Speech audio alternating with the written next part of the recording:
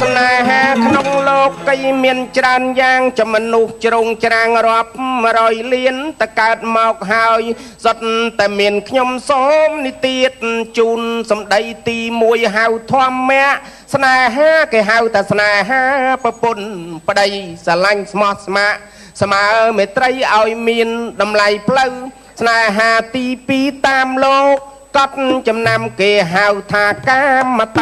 ណ្ហាគឺកម្មទាញតាក់ឆ្វាក់សង្ខារឲ្យយើងប្រេះឆាបងជីវីស្នេហាសុផាតនាងម៉ានយ៉ានជពងរត់មិនបាទអ្នកទាំងពីរដឹកដៃគ្នាចាចាញ់ពីទីចិត្តខំរកស៊ីកាប់ពោះដីស្នេហាបុនធឿនវិធាវីចនរីប្រានាងត្រូវខ្សិនខ្សៃព្រោះតែគូគាប់មិនអាល័យនាងក៏ស្រីស្លាប់សូនបានស្នេហាចៅជេកនាងកែសមាលីបវពិបាកស្មានបើតាមរឿងហេតុមិនត្រូវបានហេតុតែព្រេងបុរាណមិនប្រាប្រត់ស្នេហាពរៀមនាងសេដាមានពួកយក្សាធំប្រកបច្បាំងដណ្ដើមគ្នាឈាមមុខមាត់វាយពាត់ចាក់កាប់សម្លាប់គ្នាស្នេហាទុំទាវស្រុកត្បូងឃ្មុំគៀកគ្នាយំសែនវេទតានាទុំស្លាប់ដោយសារពួកអ្នកងារទាវផ្ដាច់ជនមីតាមទុំប្តីឯងចិត្តបដូរផ្ដាច់ណាបច័នគោរពបៃនាងមរាក្បត់ចិត្តសង្សារកណ្ដាលព្រៃឯងទៀតមានក្បត់ចិត្តទៀតចា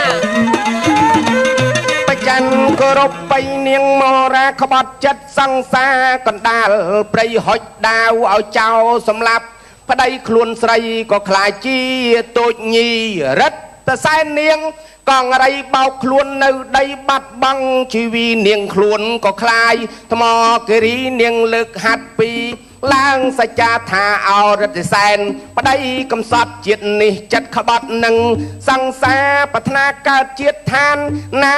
ឲ្យតាមប្រាថ្នាស្នេហាស្រីរិទ្ធសែនចាប់ជាតិជាព្រះសធនរងទុកទារុនទល់សពថ្ងៃរីឯកំណើតតីនាងកងរៃនិស័យចាប់ជាតិនឹងកែវមនោរាកូនប្របាទស្ដេចជាឈននកកៃឡាស់លើមេឃាកងរៃនេះហើយនឹងកែវមនោរាព្រះសធនពុះពី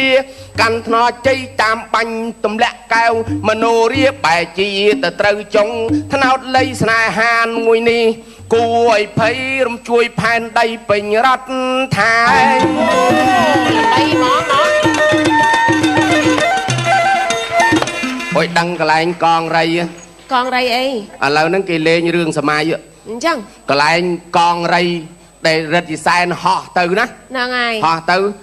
ហើយដឹងកងរៃហ្នឹងគេស្រែកពីក្រោយហើយរិទ្ធិសែនគេច្រៀងបត់អីបត់អីគេកំចង់មកតោង